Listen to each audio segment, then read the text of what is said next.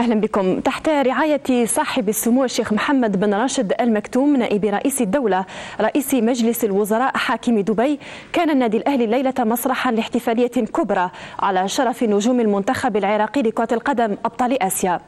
صاحب السمو الشيخ محمد بن راشد آل مكتوم الذي كان قد هنأ الشعب العراقي الشقيق بالإنجاز القاري الكبير أمر بصرف 20 مليون درهما هدية من سموه لبعثة المنتخب العراقي وتقديرا لهذا التتويج الآسيوي الأول في تاريخ الكرة العراقية، وتعبيرا عن مشاركة سموه فرحته بهذا الإنجاز الكبير.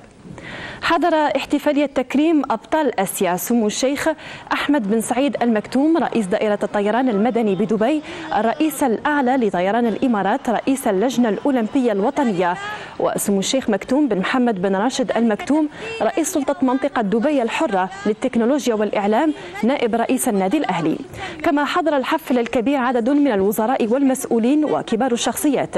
حفل تكريم أبطال آسيا سجل كذلك حضورا جماهيريا كبيرا عكس فرح الجميع باللقب القاري. نجوم المنتخب العراقي كانوا في قمة السعادة بهذا الحفل الذي أقيم على شرفهم، ورفعوا اللقب الآسيوي وسط أنغام رائعة فاح منها عبق العراق. الاحتفالية عكست كذلك عمق الروابط بين الشعبين الإماراتي والعراقي، وأكدت مرة أخرى أن دانة الدنيا حاضرة لأبناء الوطن العربي من المبدعين والمتميزين. وفي ختام الاحتفالية الرائعة قام سمو الشيخ مكتوم بن محمد بن راشد آل مكتوم وسمو الشيخ أحمد بن سعيد آل مكتوم بتكريم أبطال آسيا الذين أكدوا أن مكارم صاحب السمو الشيخ محمد بن راشد آل مكتوم نائب رئيس الدولة رئيس مجلس الوزراء حاكم دبي تزيدهم عزما وإصرارا على مزيد التفوق وتحقيق أبهى الإنجازات.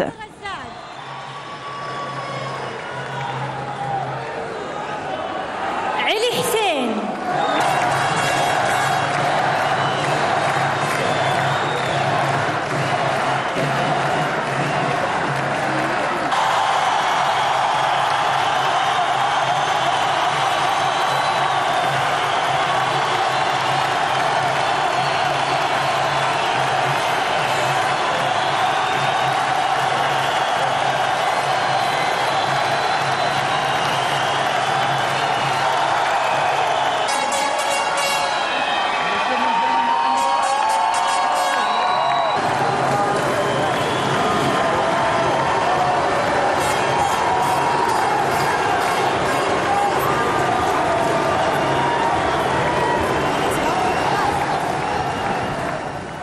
ونجوم المنتخب العراقي لكرة القدم أبطال آسيا يحلون الليلة ضيوفا على شاشة دبي الرياضية في سهرة خاصة تستعيد المشوار الكامل لأسود الرافدين في حدث آسيا 2007. السهرة تأتيكم مباشرة بعد نشرتنا الإخبارية.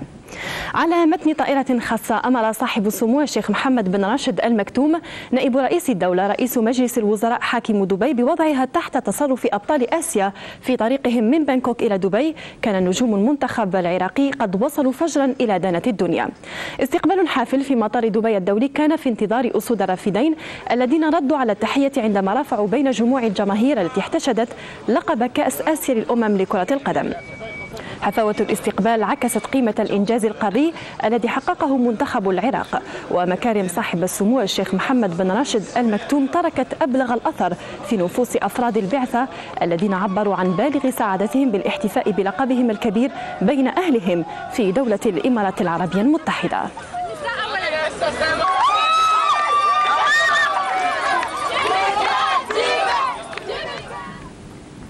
الطريق لنيل لقب كأس آسيا للأمم لكرة القدم لم يكن مفروشا بالورود.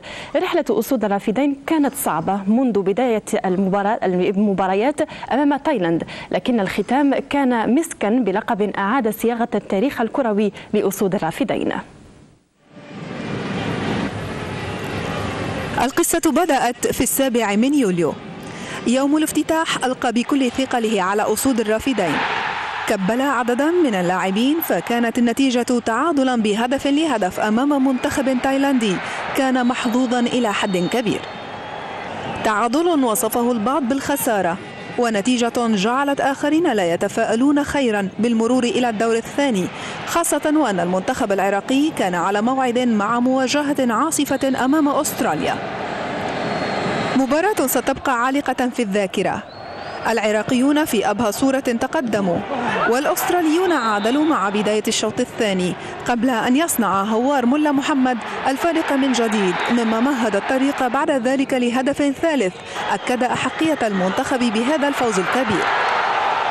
انتصار شكل بداية الرحلة الموفقة إنجاز التعبير، فالطريق إلى الدور الثاني باتت مفروشة بالورود، والتعادل أمام عمان دون أهداف كان كافيا لبلوغ دور الثمانية.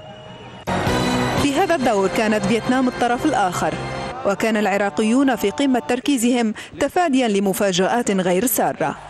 العراقيون صنعوا الفارق منذ اللحظات الأولى، فكان الحصاد فوزا بهدفين دون مقابل ونيل بطاقة إلى الدور نصف النهائي. انفتحت أبواب مجد آسيوي، وزادت الثقة في نفوس أسود الرافدين الذين استأسدوا في الذود عن مرماهم في لقائهم أمام كوريا الجنوبية، وفرضوا اللجوء إلى ركلات الترجيح. ركلات كان بطلها الأول نور صبري الذي أهدى أهله التأهل إلى مباراة التتويج.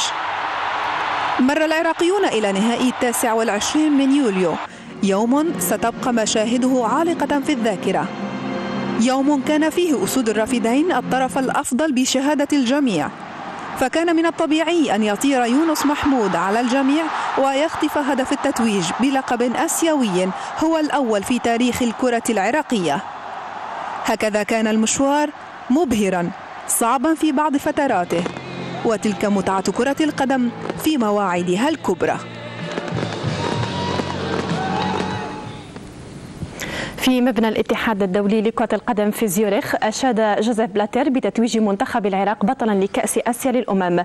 رئيس الفيفا أثنى على جهود لاعبي المنتخب العراقي، مؤكدا أن إنجازهم القاري الكبير كان مفيدا لتوحيد الصفوف ونشر الفرح في قلوب الجماهير العراقية. جوزيف بلاتير عبر عن إعجابه الكبير بروح لاعبي المنتخب العراقي العالية وحرصهم على إسعاد شعبهم وقدرتهم في الأثناء على تخطي ظروفهم الصعبة. دام أن هذا الوطن لا يموت.